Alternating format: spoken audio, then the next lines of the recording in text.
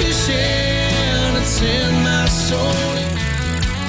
Welcome to the Salt Strong Podcast, disrupting fishing entertainment as you know it. Prepare to laugh. Prepare to get to know fishing legends in a whole new and unfiltered way. And on occasion, you might even learn a thing or two about fishing. Here's your host, Joe Simons. Like diamonds. Hello, Salt Strong Nation. Joe Simons, like diamonds. We are back. This is going to be a fun one.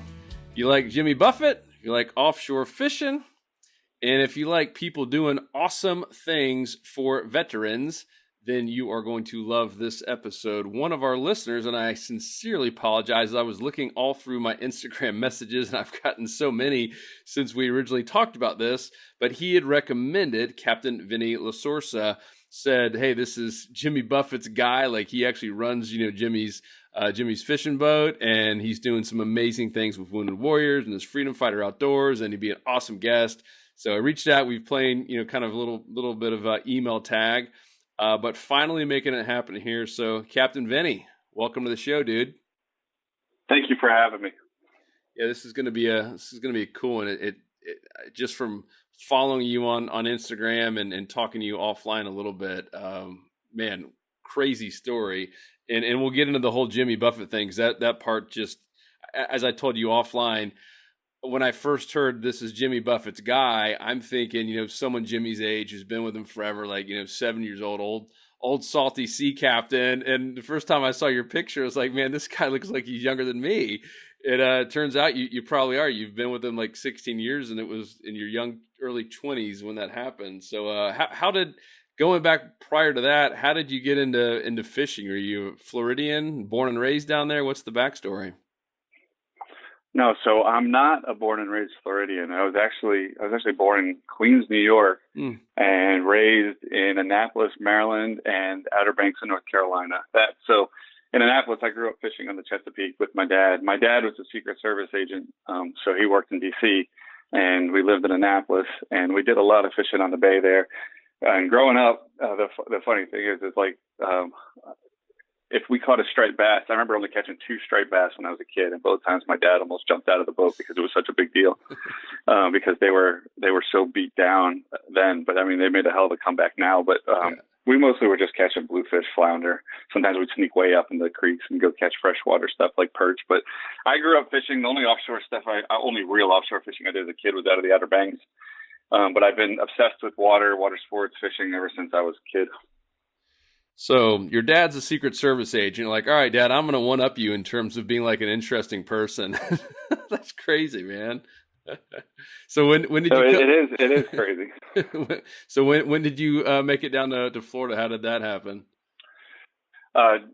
My freshman year of college, I made it down to Florida. My parents had actually moved. My dad retired from the Secret Service when I was junior in high school. I went to a prep high school. I stayed in New York. I went back to high school for New York from Maryland. And long story short, I came down, went to FAU, and I got into fishing. I really learned how to fish once I got down here. I started fishing with some of the guys, like some of my friends were a part of like professional fishing teams.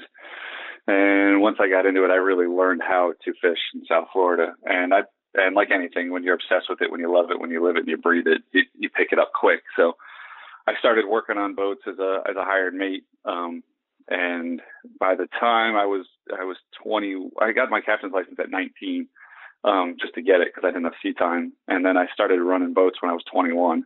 Wow. And then I got the job with Jimmy right when I turned 23. And before that, I actually was working part-time as a mate for Rick Hendricks, the NASCAR racer.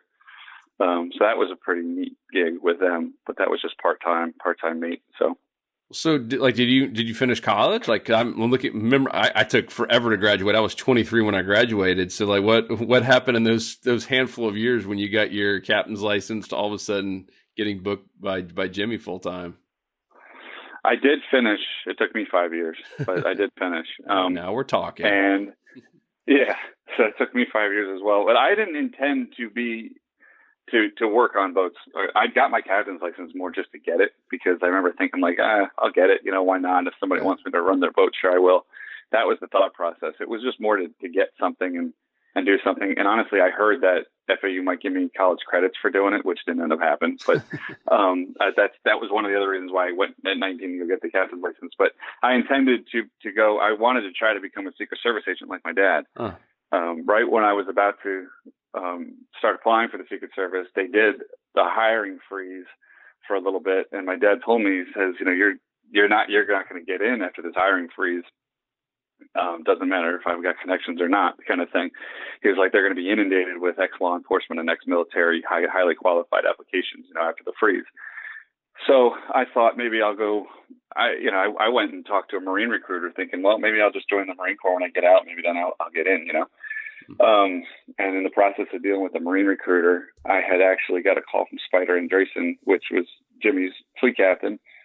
And I got an opportunity to go for an interview. And I remember when I told the Marine recruiter that, I got a reaction from him I was not expecting at all. I'm sure anybody who's dealt with a Marine recruiter or any military recruiter, I should, say that, they want to keep you, they want to bring you in, right? Yeah. That's their job. So, but he looked at me and says, "What the hell are you doing here?"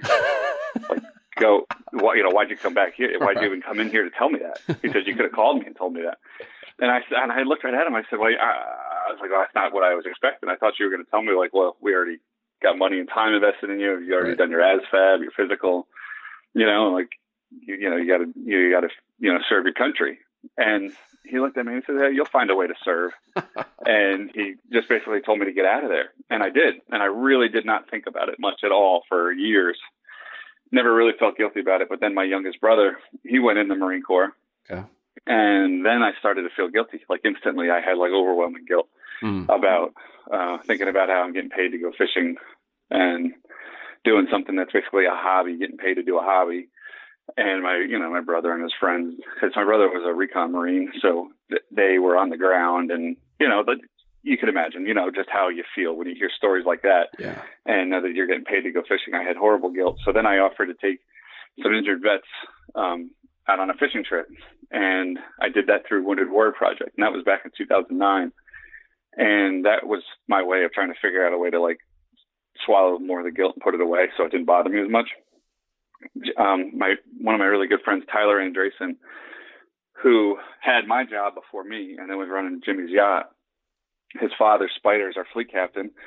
Tyler said, "Hey, Jimmy's a really big military, supporter and disabled veteran supporter, and he does the Soldier Ride concert, which benefits injured veterans." And I said, yeah, I did know that. He goes, "You should tell Jimmy you're doing this." And I was like, "No, I'm not going to say anything. So Tyler finally said, "If you're not going to say anything, I am." So Tyler tells Spider. Spider tells me the same thing. "You should tell Jimmy." And I'm like, no, I don't really want to say anything.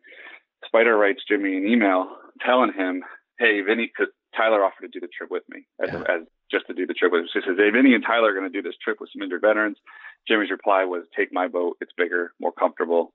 There's some Land Shark beer on the boat. Get some subs and show the guys a good day." So we do that in May of 2009 on Jimmy's boat. I remember when I called John Pruden at Wounded Warrior Project, I could tell he didn't really believe me at first when I said, "Hey, surprise, I don't need 3 veterans. Can I have 4? And by the way, we're going to take Jimmy Buffett's boat. I work for Jimmy Buffett." He had a long pause. I think he was really trying to figure out if I was full of it or not. Yeah.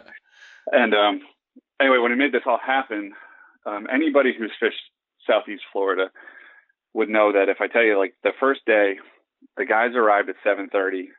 We didn't put lines in the water till 8:30 by the time we made the bridge and loaded the guys up and everything. So we just put lines in the water at 8:30. I went out with 3 dozen goggle eyes.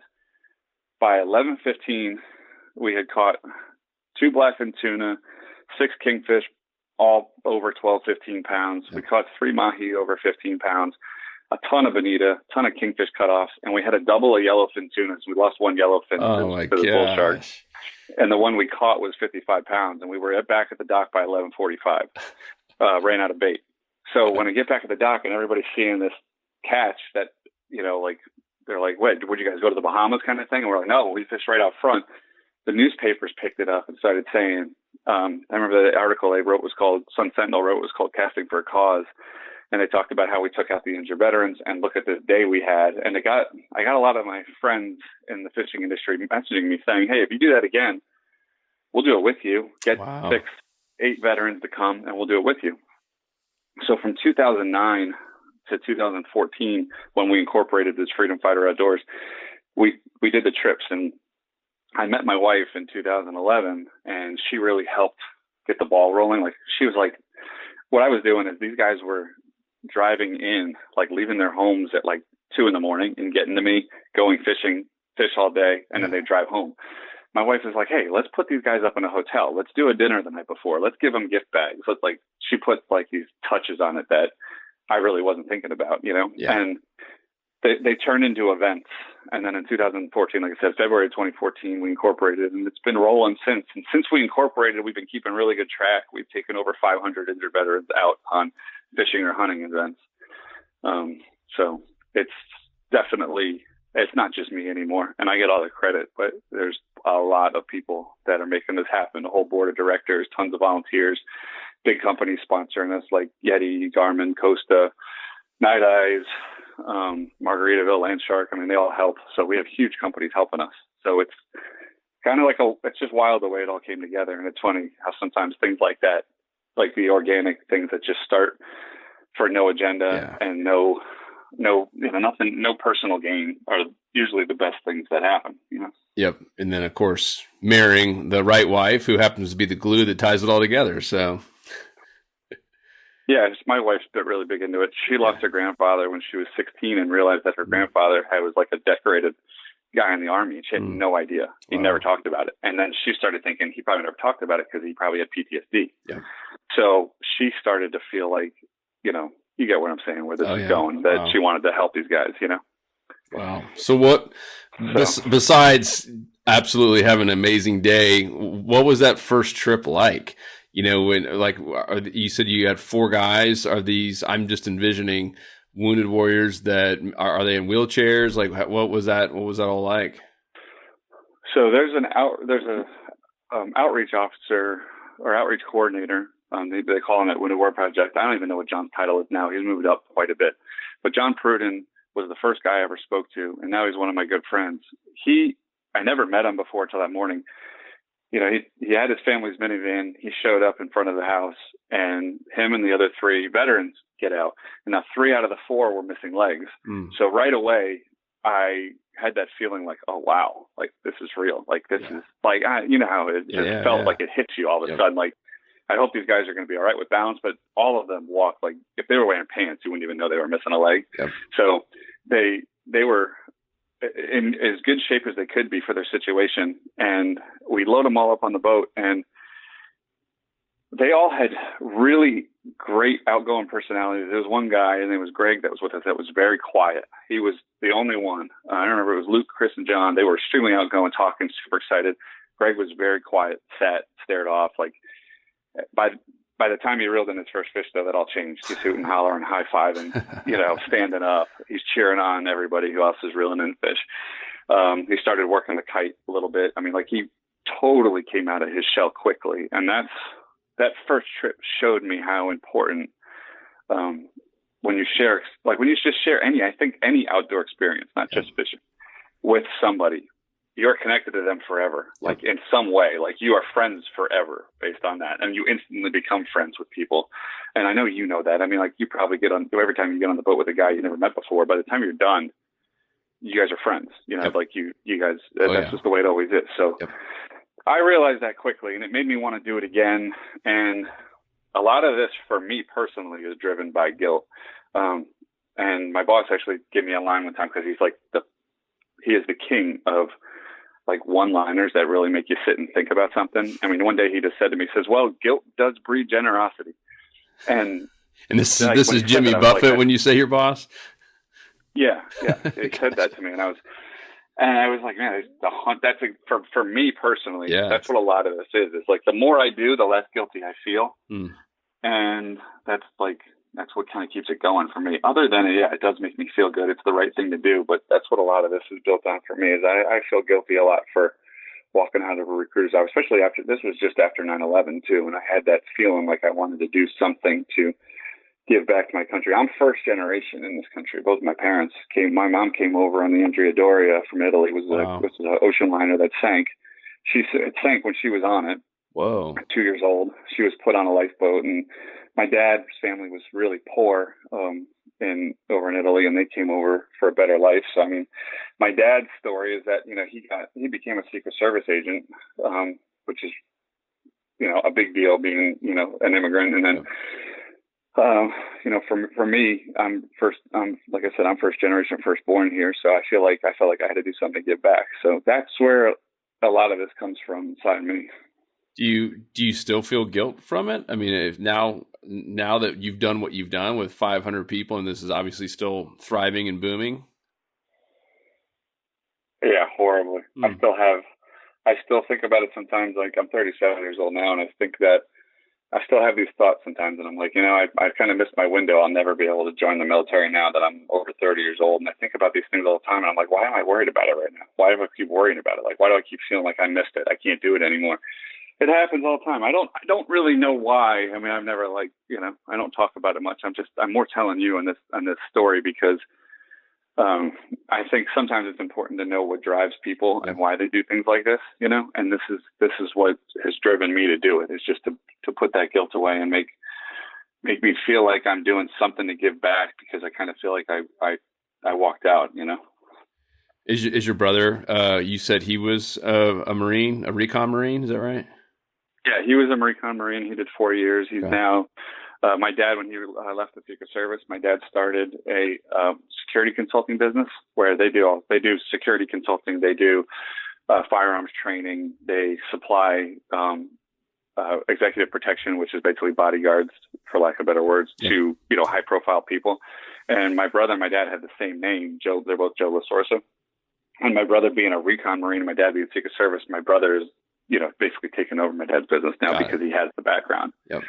So that's what he's doing now. Cool. So let's talk about, some of these veterans you take out. I think for people that haven't, done that and experienced it, and we've done it with both vets, and, my youngest brother was born with cerebral palsy, so he's never walked or talked a day in his life, and, has been confined to a wheelchair. And it's tough to explain, but there's just something magical, even if it's freshwater and you're just catching a little brim or a small bass. I think to your point, there's the bonding and the friendship. There's some connection that happens when you're outdoors doing anything, but especially when it comes to fishing. What have you found? Like, have you had any of these guys, can kind of break down and just say like this, not to say that saved their life or anything, but like, this is exactly what I needed, or been praying on, or anything, any kind of crazy stories like that? Yeah. More than I can count. I mean, every event. So now the events we do are 25 veterans, and every event I will have 1, 2, 3, 4, 5 guys come up to me and tell me that. And then I'll hear stories from the captains that the guys fish with, because how this works is we fly in, we shoot for 25. Sometimes we end up with 26, 27. Sometimes we end up with 22, 23 guys. But we shoot for the number 25. And then we have 5 or 6 boats that take these guys offshore, and they're all big sport fish boats. And I'll have the other captains come to me sometimes after the day of fishing and say, hey man, Ian came up to me and he broke down and said this was like exactly what he needed. He was really down in the dumps. He hadn't left his house in 3 months. He was ordering Uber Eats for the last 6 months, because he didn't want to go anywhere. And this is like what he needed. So I hear these stories constantly. And I think it's being on the water and that immediate feeling that all your problems were left on the dock the moment you stepped off it. Like, that's where I think all of us who are fishermen, or, just boaters, or anybody who spent any time on the water, they can relate to that feeling that once you get off the dock, a lot of the worry, stress, problems disappear for a little bit, and you're only focused on what's at hand. And that's ocean, water, fishing, nature, everything else that's in front of you. I love it. I think that could be a next Jimmy Buffett song right there, something along those lines.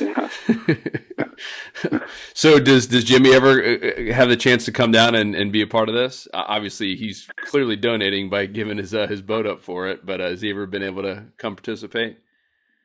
Yes, and when he does, we don't tell the veterans ahead of time. We have him come in and surprise. Man, dude, I got goosebumps. That's so cool.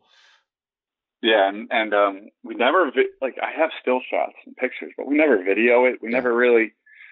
And the reason we don't is Jimmy doesn't want to. Yeah. It's not what it's about for him. It's not about, hey, look at me, look what I did for the veterans. For him, he wants it to be authentic, and he wants these guys to just be in the moment. And every time he's coming to surprise him, we do it just before a dinner. And like we'll have somebody. It's like, for example, like we have a few veterans that we kept the same acronym. Like we're Freedom Fighter Outdoors, and we kept FFO. We call it Freedom Fighter Outreach. And we have veterans that are our outreach officers, and they come to every event and they help the other veterans get acclimated because they've done it before. They know what to expect. They tell the guys what's going on. So we'll have one of those guys giving a speech and telling everybody what to expect for the next day. And then I'll have him just say, by the way, yeah, Jimmy Buffett would like to say a few words. And everybody will look over and be like, what the, and it's awesome. He'll take photos with everybody shaking and spend some time with them. And then that's it. But yeah, so he's a good man. Man, what an experience. I want to talk about your boats. I think I first saw like a little teaser a while back on Jimmy's page. I know you've posted quite a few on this. I guess it's a custom Freeman. I don't even know what kind of build it is, but it is bad to the bone. How did that whole thing come about? So that came about. We had a 42 Rivovich walk around. It had two inboard Cummins diesels in it. We had that from 2003 until 2017. We had to repower. We didn't. The engines were running fine, but it was getting to the point where we were like, we got to repower this thing because we had over 6,000 hours on it. And we were just thinking about putting a Seakeeper in, and while putting a Seakeeper in, might as well just repower the engines. So while that boat was down, Jimmy was saying, well, maybe we'll get a boat for the meantime. And I brought up a couple of my friends had Freeman boats, the Freeman catamaran boats. Yep. And I showed him pictures, told him how they rode. I said it was amazing. I said, I think you'd really like it. And he's like, yeah. He's like, I'm into it. He says, Dan, did they ever made a pilot house version? Because we were about to get ready to go north, and north for us is bluefin tuna fishing up in the northeast. So that's why the pilot house idea is great for us, because when you're running through the fog or rain and it's 50 degrees, it's obviously nice to go in that pilot house. So I start doing a bunch of research, and I find on the Whole Truth, actually one of my friends sent me the link when I was talking to one of my friends, saying, hey man, I got to find, see if they've ever done anything enclosed. A friend of mine said, I saw this on the Whole Truth, look it up. I looked it up, and they had made a 33 Freeman that had a pilot house. So then I start digging and trying to find where this boat is. In the meantime, we went to Freeman, and we went for a ride on a 34 Freeman. We brought it up to Billy about building us a pilot house, but Freeman's 2.5 years out in their build spots. They're inundated with when people want to do things. So Billy said, I really can't do it. I can't hold up my production to build a pilot house. I just need to bang out these center consoles that I got all these deposits on. So then I started really digging into where this 33 was, and I ended up calling Spencer Boatworks. There's Paul Spencer, and he's got two sons, Cliff and Danny. I reached out to Cliff and Danny because I had heard the boat was in the Outer Banks. I said, you guys ever seen this boat? And Cliff says to me, yeah, it's right at OBX Marina, which is like 2 minutes from Spencer. Yeah. So I call OBX Marina, I talked to the dock master, and I said, is there any way I can get in touch with the owner of that 33 Freeman with the pilot house? And the guy was like, why? Why? What do you mean? I don't say it's Jimmy Buffett or anything. I just said, I'm interested in buying it. The guy was like, well, it's not for sale. I said, can you just take my name and number and have the guy call me if he's interested at all in selling it? 3 days later, a guy named Tim Anderson calls me.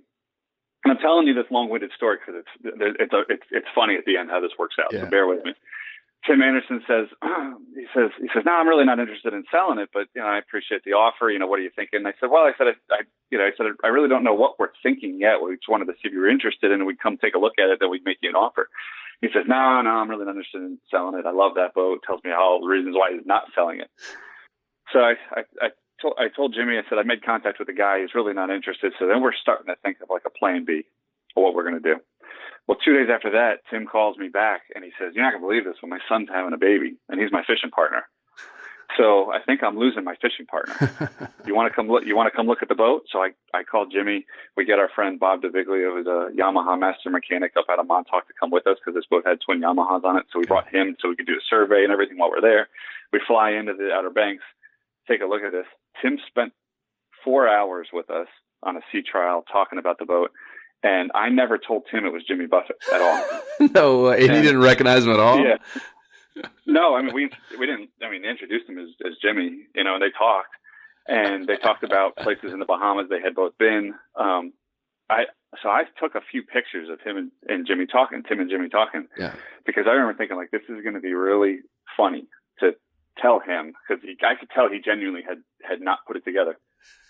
So that night we fly back, I get home, I thanked Tim for the day, said I'd have an offer for him tomorrow. So I might call him. Tim, before I got the phone, Tim says, hey, I got to ask you, what does your boss do? He says, he seems like he travels a whole lot and spends a lot of time on the island. I said, well, he's a singer. He says, what do you mean he's a singer? I said, he said he's an entertainer. He's a singer and songwriter. And he says, well, who's he? What's his name? And I said, Jimmy Buffett. And he just went, I don't want to swear, but he said, shut up. And I said, no. I said, I'm serious. I said, when we get off the phone, I'm going to text you the pictures I took. He says, I thought you were really weird taking pictures of us. I was like, I didn't understand it. He's like, why were you taking the pictures? I said, because for when you put it together, I was going to send you the pictures. I said, because I figured, I kind of had a feeling you didn't know. And he's like, you know what's crazy? I came home and told my wife, and she said, are you sure that wasn't Jimmy Buffett? When I explained who he was and what he looked like. And he's like, I told my wife, no way. He's like, oh my God, I can't wait to tell my wife.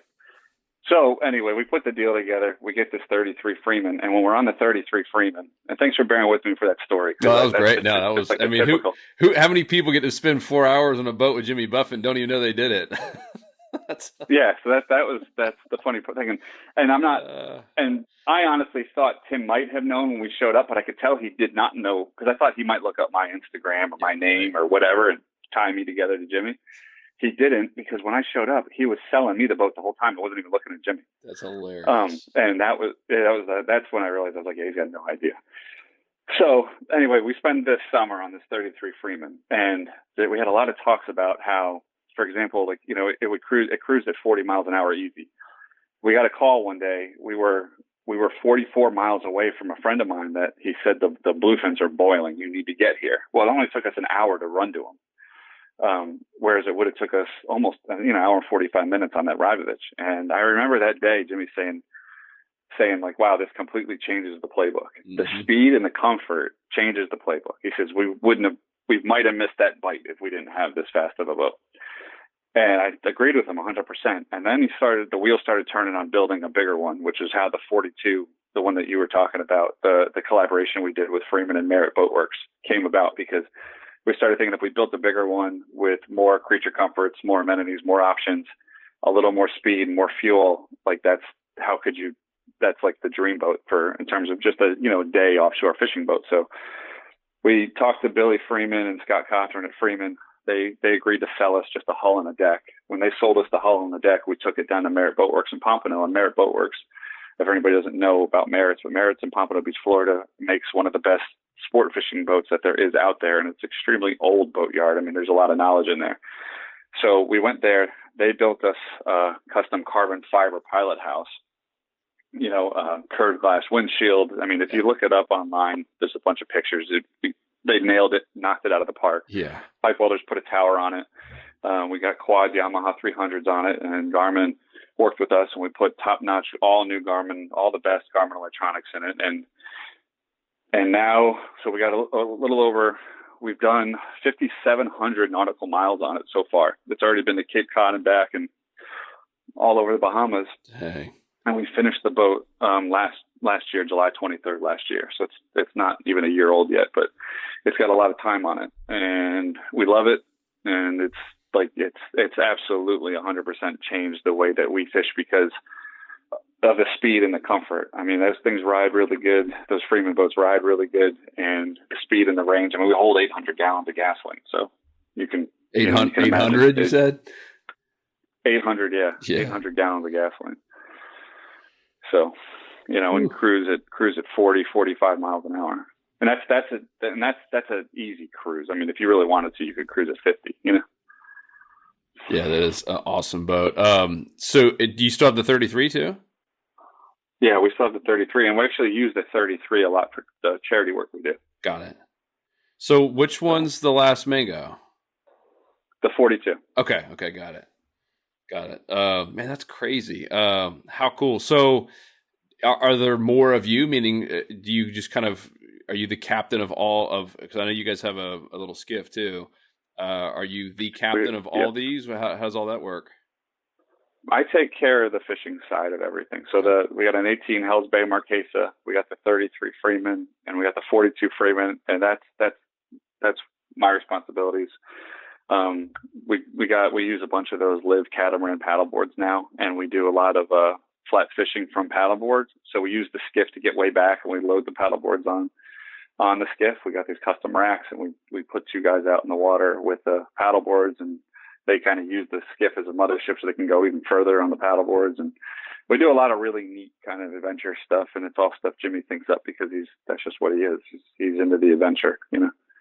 It was funny. I was in Clearwater picking. I had a custom live one of those catamaran boards built myself, and I went to go pick it up personally because I'm not that far away.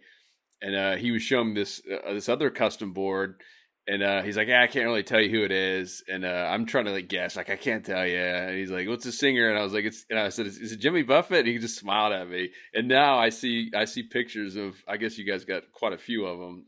Man, what a setup! So Jimmy's a catamaran guy now, all the way around. I love it. Yeah, for sure. I mean, those if you've been on the live board, you know how quiet they are. Oh, that's awesome. One of the biggest things. They're super quiet and they're very stable. So that's why it's really a nice platform to fly fish off of. And Jimmy's an avid fly fisherman. He loves fly fishing for bonefish. So we do a lot of that. Yeah, that's awesome. So let's talk about what you're doing now. I saw, I guess just a few months ago or so, you guys announced a clothing line, like some apparel stuff, but not what most people think of a clothing line. From the video I saw, you're like, yeah, we're basically giving away all the proceeds to charity. I was like, wow, how cool is that? So what's the deal? So what happened with that is the Rybovich we had prior was Last Mango. And the interesting thing with that boat is we never put pictures on social media. I was never a social media person at all, really. But prior, like the boat was like, we kind of kept everything really private. And then when we started with Freedom Fighter Outdoors and a lot of the attention we were getting, a lot of pictures started going out on social media with us fishing with the veterans. And it was good attention, you know, we were enjoying it. We meaning like, you know, Jimmy's side and my side, we were all like, wow, this is a good thing. Like it's bringing awareness to a cause. Let's use this for good. Like use the platform we have for good. So we started to build on the social media. And then when we did this Freeman build, we got so much attention for this Freeman build. It was insane. I mean, like the Whole Truth put up a thread that boating forum, Whole Truth put up a thread, and I think it had like a couple 100,000 views in the first week of pictures of this build. And this was just like random people driving by and taking pictures. So we ended up getting tons of messages. Jimmy was getting hundreds of messages. I'm getting 25, 50 a month of people saying, hey, we'd love to buy a boat shirt. And Jimmy brings up this idea. He says, you know, I really don't need to make money selling boat shirts. But it's like at the point we're getting so many requests, like we don't like we can't even keep enough around for free to give to people. Yeah. So like he kind of says, well, maybe what if we sold them and we worked with these other companies that want to collaborate with us on other things and other gear and apparel, and we just donate all the money, all the profits to charity. And we'll donate them to Jimmy's got a foundation called Singing for Change, and he donates $1 per ticket sale that he does to his foundation. And Singing for Change basically funds with grants other nonprofits. So if you're a nonprofit, you can apply to Singing for Change, and they can give you a grant. And it could be all sorts of things. It could be like Humane Society, dog shelters, whatever. It could be autistic kids going fishing. There's all sorts of things on their website they've given money to. So he says, we'll donate the money back to Freedom Fighter Outdoors and Singing for Change. And immediately I was like, wow, I love it. Like that's an awesome idea. So we launched the Last Mango brand February 17th, and we ended up shutting it down March 17th because of the whole COVID-19 thing, and we're about to reopen on May 15th. But anyway, in that 1 month, we sold over 550 shirts, and that's really without doing anything in terms of marketing. Yeah, it's a lot. And so we did really well with it. So it's going somewhere. We got a lot of new neat products that are coming out. We're doing something with Yeti. We're going to do something with Costa sunglasses. We're doing something with Night Eyes. We got some like women's jewelry coming out, like our logo coming out. So it's a lot of really neat things. The ball's rolling, and it should be able to do a lot for charity. We're going to do things for other charities. Like we're going to do a few items where we're going to donate money back to COVID-19 charities, and we'll just keep picking some charities to help support. So anyway, it's been a good thing, and it's something that I'm really proud to be a part of because it makes you feel good. Heck yeah, man. That's awesome. So what's next for Freedom Fighter Outdoors? Meaning you got, I know with this whole COVID thing's slowed that up big time. What's, do you guys have like an event coming up this year? When can you guys start doing that again? Yeah, COVID-19 definitely messed us up. We had an event in Jensen Beach, Florida, and the second week of April we canceled. And then we had an event the third week of June in Montauk, New York that we just canceled.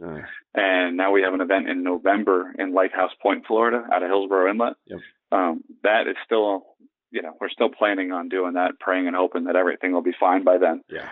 But we don't have another event scheduled to November just because we got to kind of get far. We got to get far enough past this. We fly in 2/3 of the veterans every event, and it can be a few more give or take, but we can't, and they all stay in a hotel, and we can't do this right now obviously until this gets better. Yep.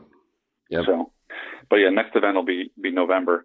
But in the meantime, we have a freshwater boat. There's a captain named Jose Carbonell. He made a freshwater pledge where he takes 2 veterans per month.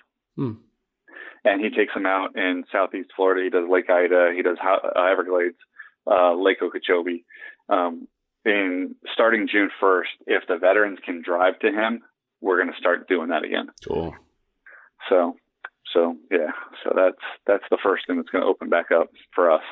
That's awesome, man. Yeah, what a just awesome story. And I don't believe you should have any guilt. Obviously, I understand how everyone's wired differently, but man, to me, it seems like you're making just such a massive impact.